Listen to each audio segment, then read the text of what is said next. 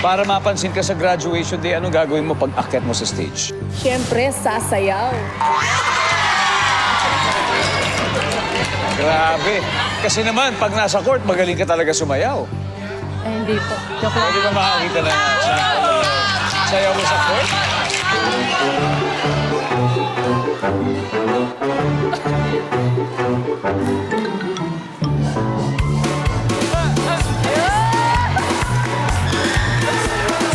Okay na po yun.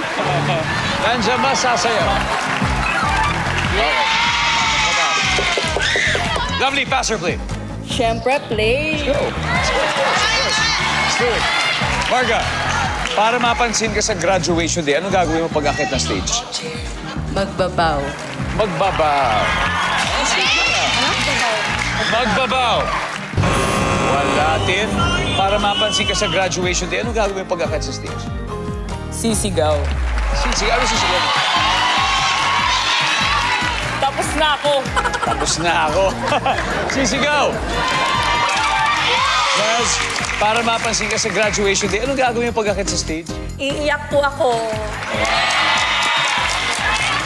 Tears of joy, ha? Nandiyan ba yan?